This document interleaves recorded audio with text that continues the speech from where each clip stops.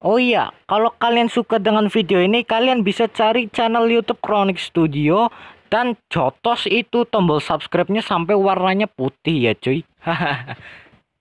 Abu-abu.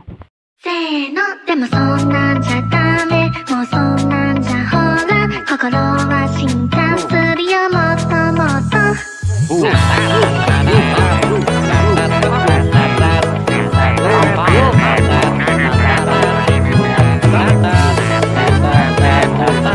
Anime ini bercerita tentang seorang pria pengangguran berumur 30 tahun aja. Setelah terbangun, pria ini malah bereinkarnasi ke dunia lain sebagai seorang bayi yang otaknya kayak om-om dan dinamai Rudeus. Kita panggil Rudeus. Bapaknya bernama Paul serta ibunya bernama Zenith. Setelah time skip beberapa tahun dan Rudeus baru tahu setelah lihat bapaknya latihan pedang dan ibunya. Rudeus baru tahu apa 俺の MP こんだけ orang tua Rudeus memanggil guru sihir yang bernama Roxy Migur dia. BTW di sini kita diperlihatkan bahwa kalau Rudy ingin melanjutkan ilmunya, bisa melanjutkan ke universitas yang bernama 変な Ranoa. 格式やプライドがありません様々な種族を受け入れ真面目に魔術をこのままルディが魔術の道を進みたいというのならラノアに行くことをお勧めします Dan sampailah di ulang tahun Rudeus yang kelima. Bapaknya ngasih pedang, ibunya ngasih buku, serta Roxy ngasih tongkat sihir karena kebiasaannya yang memberi tongkat sihir kepada siswa yang sedang belajar. Di saat hampir selesai di sana, Roxy mengeluarkan ultimate-nya yaitu sihir tingkat suci Cumulonimbus.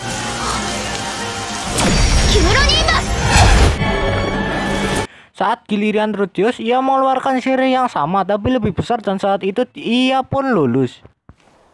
おめでとうございますこれであなたは Parah sih. Kemarin bapak-bapak nggak mau ngalah, sekarang orang tua cengeng. Besoknya Rudeus main keluar rumah, terus ia ngelihat bocah lagi dibully dan Rudeus pun baku hantam dengan Kang Bully. なんだ3人寄ってたかっていじめなんてお前つまんねえ帰ろうぜ Nama bocah ini Silpiete.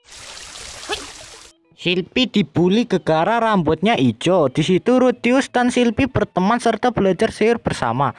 Saat pulang, Rudeus dimarahi bapaknya karena orang tua Kang Bully wadul ke bapaknya. Di sini Rudeus menjelaskan kejadiannya dan bapaknya pun mau mendengarkannya. すまない父さんが悪かった話してくれ Time skip 6 bulan. Silpi sekarang bisa berbagai sihir dan Silpi minta diajari sihir tanpa mantra. Dia pun bisa. Karena kehujanan, Rudeus dan Silpi pun kehujanan. Iya kehujanan. Dan di sini Rudeus baru tahu Silpi itu perempuan karena mereka mandi bersama. Karena trik dari bapaknya, Rudeus pun bisa memperbaiki pertemanannya dengan Silpi. 嫌いになったわけじゃないよシルフィーだから普通にしてて同年代の Time skip lagi. Ibunya Rudeus serta pembantunya mengandung bayi dan yang ngehamilin adalah bapaknya si Paul, playboy, pucak boy, and pucak playboy. Tapi si Rudeus berhasil menenangkan suasana dan membujuk pembantunya agar tetap di rumah. BTW Rudeus ngelakuin ini gara-gara ia senang punya adik kembar beda ibu. Setelah lahiran adiknya, si Rudeus diberi nama Norn dan Aisyah. Beberapa waktu kemudian Rudy dapat sepucuk daun teh alami surat dari Roxy. Jika si Rudeus tidak meningkat maka ia bisa daftar di Akademi Ranoa yang tadi itu cuy. Iya yang tadi. Di sini Rudeus minta ia dan Silpiete disekolahkan. Tapi bapaknya hanya bisa membayar untuk Rudeus. Di sini juga Rudeus minta kerjaan. Suatu hari rumah Rudeus kedatangan manusia binatang bersama Gisland. Rudeus pun dikeplok bapaknya dan pingsan, kemudian dibawa layaknya dijual atau dicolek ya. Dan setelah membaca surat bapaknya, ia baru tahu bahwa kerjaan Rudeus adalah jadi guru les. Time skip dan ia ketemu Ia sampai di rumah ke tempatnya dan di sana ia ketemu Philip Boreas Greirat. Setelah perbincangan, Rudius ketemu murid yang akan diajari yang bernama Eris. どうだったい？どうもこうもあんな凶暴な生き物。いえ、あのような。 Eris memiliki sifat yang keras dan di sana Rudius menyarankan sandiwara untuk Eris, yaitu pura-pura diculik malah jadi diculik beneran. Besoknya Eris ada di gudang dalam kondisi diikat, tapi karena rewel dan berisik Eris diajar habis-habisan. Setelah itu Eris disembuhin Rudius dan mereka pun kabur.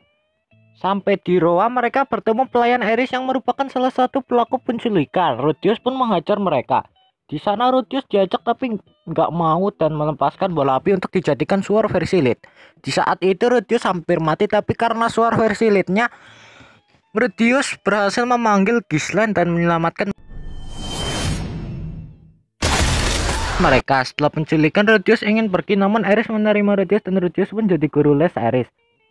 Keesokan harinya Rudius bertemu dengan Philip dan diperkenalkan dengan istrinya Hilda.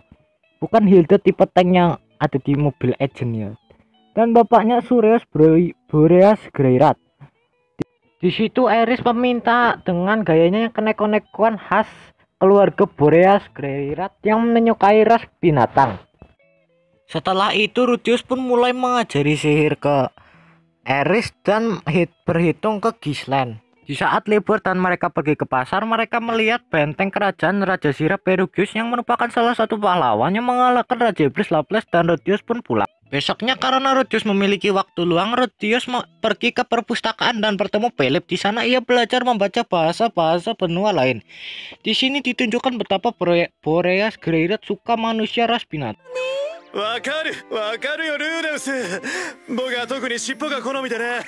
Time skip 6 bulan saat ulang tahun Eris, terjadi masalah saat pesta, tapi Rudius datang membantu dan menyelesaikan masalahnya. Saat selesai, Rudius dan Eris pun dipuji habis-habisan oleh Sauros, bapaknya Philip, kakeknya Eris.